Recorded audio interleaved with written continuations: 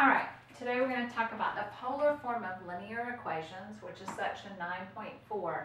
Now, we talked about the polar form of equations in general before. They were mostly circles that we converted back and forth between the polar and the rectangular form. And today we're specifically talking about linear equations or straight lines. Again, we're going to learn how to go back and forth between the polar form and your rectangular form. The linear equations in polar form, this is your polar form of a linear equation.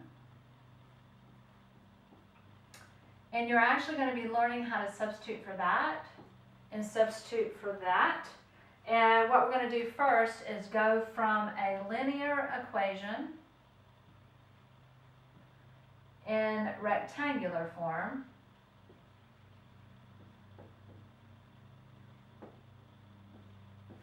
to a polar form. Okay, so that's the first method we're going to do. Let's say we start out with the equation 5x plus 12y equals 26. Now, that is going to graph a straight line. We're going to turn around and we're going to put it in standard form by subtracting the 26. And then we're going to put it in normal form. Remember to put it in normal form, we're going to divide it by the square root of a squared plus b squared. And it's going to be the opposite sign of your c, so it's going to be positive. That added together is going to give me the square root of 169, so I'm going to have 5 over 13x plus 12 over 13y minus 26 over 13, which is simply 2. So this right here is my normal form of this linear form, and I'm going to use this to get my p. So my p here is equal to 2. Now remember, we don't have a positive or negative on the p, so it's going to just be positive 2. And then I'm going to use the rest of this to get my phi. If I look at this, my sine and my cosine are both positive, so I know it's going to be in my first quadrant. And I'm going to have my calculator in radians so that when I get my phi value, it's going to be in radians. So I'm going to do the inverse tangent, and it's going to be 12 over 13 divided by 5 over 13, so the 13s are going to cancel out. So it's the inverse tangent of 12 over 13, which is going to give me phi of 1.18. That is in the first quadrant, so I don't have to do anything to it. Thinking about the fact that your first quadrant is going to be whatever half of pi is. That's what's going to be your radian value. So I know that that can stand the way it is. So now I'm just going to use this and this to plug back in to this equation. So I'm going to go ahead and put it underneath here. So P equals 2. So P is equal to R times the cosine of theta minus 1.18. This is the polar form of the linear equation that this is the rectangular form of. So these two things would graph the same thing. This on a Cartesian coordinate plane, this on my polar plane. All right, let's do one where we do it in degrees. Now, if you are asking for it in radians, your calculator has to be in radians. If you're asking for it in degrees, your calculator would have to be in degrees. So let's do this one in degrees.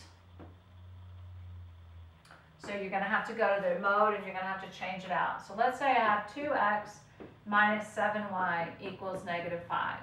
Again, you're going to change it to normal form. So you're going to add the 5. And you're going to divide it by, and it's going to be a negative here because it's the opposite sign of your c, of 2 squared, which is 4, plus 7 squared, which is 49, which is going to give me the negative square root of 53. So the normal form looks like this, and I'm not even going to bother with rationalizing my denominators on the sine and the cosine, but on my 5, I'm going to need to rationalize it, so it's 5 on the square root of 53 over 53. Now remember, that's what your p is. So 5 on the square root of 53 over 53. Now I have to work on the phi. Now the phi is going to be the inverse of the sine over the cosine, so your square roots of 53 are going to cancel out. So your inverse tangent of negative 7 over 2 is going to give me my phi. Now if I look at this, it's a negative and it's a positive. So that's going to be in my fourth quadrant because my sine is negative and my cosine is positive. So when I do the inverse of that, I'm going to get a negative 74. Well, that's one way to look at it. Negative 74 is in the fourth quadrant. But what I'm going to do, and I'm looking, wait a minute here. Oh, no, my bad. The negative is on the cosine. The positive is on the sine. So it's in not the fourth quadrant, but the second quadrant. So I need to get that into the second quadrant, so I'm going to add 180 degrees to that. And when I do, I get 106. So I'm going to use this, and I'm going to use this to plug in to that. So I have 5 on the square root of 53 over 53 is equal to r times the cosine of theta minus 106. So that's the polar form of this rectangular form. And of course, they're both going to graph a straight line. All right, now I want you to try one. Okay, the first one I want you to do in radians. So I have 12x minus 5y plus 13 equals 0. Go ahead and work that out in radians. Maybe pause the video and then come back to it after you have an answer. All right, I'm going to divide it by the square root of 144 plus 25, and it's going to be the opposite value of that, so it's going to be a negative. That's going to give me a negative 13. So the normal form is going to look like this. Negative divided by negative is a positive, so it's going to be positive 5 over 13y plus 13 over 13, which is 1. So p is equal to 1. And then I know it's going to be in my second quadrant because my cosine is negative and my sine is positive. Remember, I'm doing this in radians, so I have the inverse tangent of 5 over negative 12, and it's going to give me, not sure what the value of that is.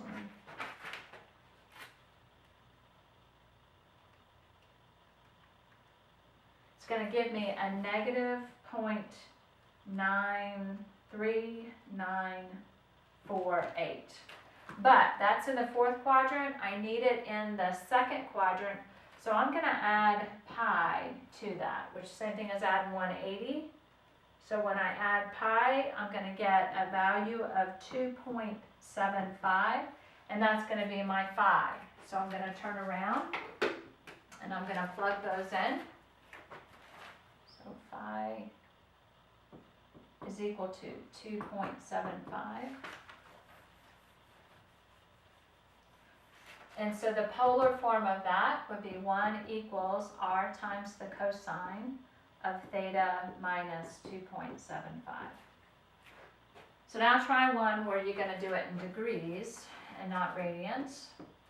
When they don't tell you degrees, go ahead and do it in radians, but every once in a while they'll sneak in one where they have it in degrees.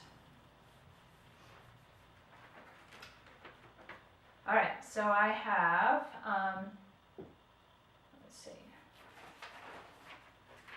x plus 2y equals 3. Do it and come back to it.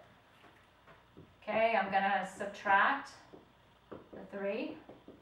I'm going to divide it by the square root of 1 plus 4, or the square root of 5. So I have 1 times x over the square root of 5. It's going to be a positive here. Plus y, 2y over the square root of 5 minus 3 on the square root of 5 over 5. I went ahead and rationalized that. giving me a p-value of 3 on the square root of 5 over 5. They're both positive, so it's going to be in the first quadrant.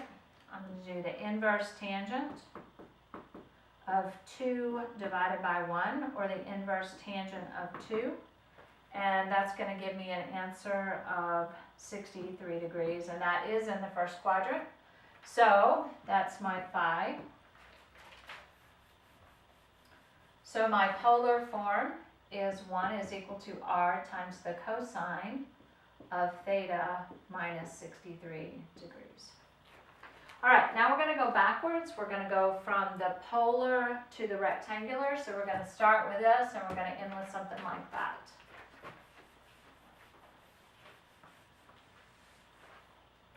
Now you probably need to remember that x is equal to r times the cosine of theta.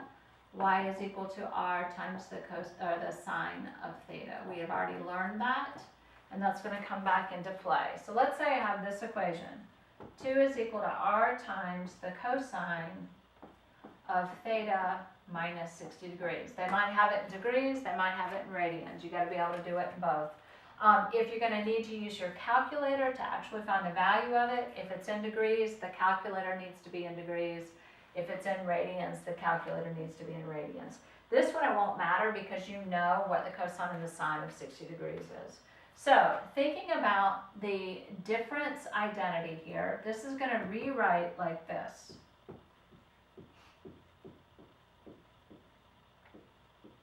Remember, it's the opposite sign of that.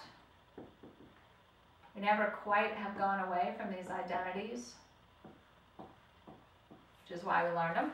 Okay, now we're going to go in here, we're going to put values in there. So the cosine at 60 degrees is equal to 1/2. The sine, oh, I still have the r in front there. The sine at 60 degrees is equal to the square root of 3 over 2. Okay, I'm going to distribute the r.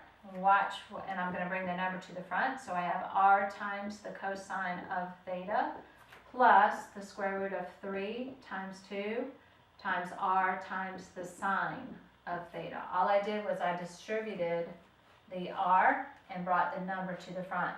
Now you'll notice we know about those.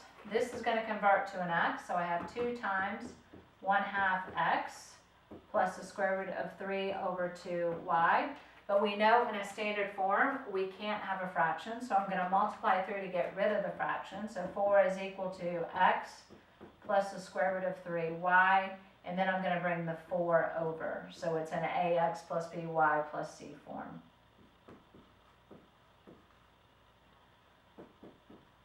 So that is going to be the rectangular linear equation of that.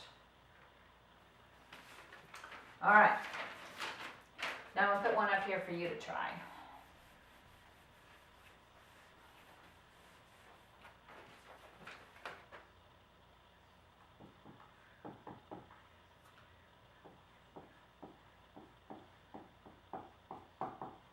Go ahead and pause the video and then come back. Okay, I'm going to actually work this out with a difference formula. So it's cosine of theta times cosine of 45 plus sine of theta sine of 45. All right, I'm going to distribute the r, but I'm also going to get the value of the 45. So I have the square root of 2 over 2 times r times the cosine of theta plus the square root of 2 over 2 times r times the sine of theta, because the sine and the cosine of 45 is both the square root of 2 over 2. This is going to change to an x, this is going to change to a y. So I have the square root of 2 over 2 times x plus the square root of 2 over 2 times y. I'm going to multiply through to get rid of the 2. So I have 10 is equal to the square root of 2x plus the square root of 2y, and I'm going to subtract the 10.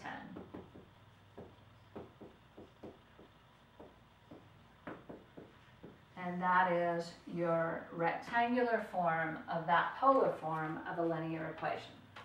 All right, right, the last thing we're gonna do in this section is we're gonna graph these. Now this is a little weird, little strange. Okay, so I have 4 equals, or r equals 4 times the secant of theta plus 2 pi over 3. And what they want me to do is they want me to graph it and then also change it into a rectangular form, which is like what we just did. So on this particular one, I've got 4 over the cosine of theta plus 2 pi over 3. Now what I'm going to do is I'm going to pick points, and the points are going to be on my polar graph. So I've got values for my theta that I'm going to plug in. I'm going to start with 0 and I'm going to go 30 degrees all the way through. You can either do it radians or you can do it, I would do it radians since that's in radians. Just make sure your calculator's in radians.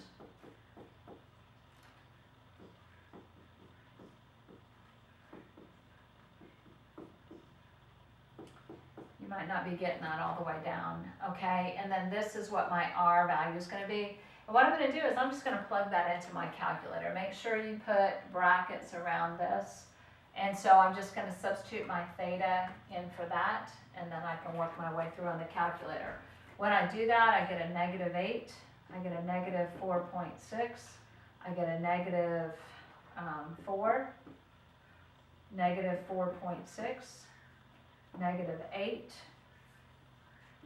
undefined, and a negative 8, okay, which my negative 8 takes me right back there. So I'm going to go ahead and polar graph this out. I've got to have 8 rings.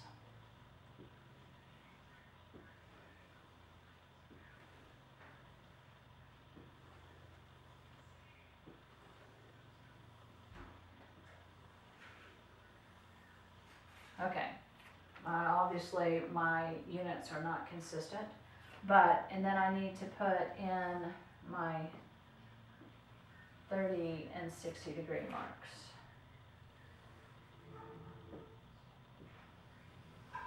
The more careful you are on your graph, the more it will look like a line. So at 0 degrees, I'm at negative 8, because remember this is going to be your negative 8, 0 with your R and your theta.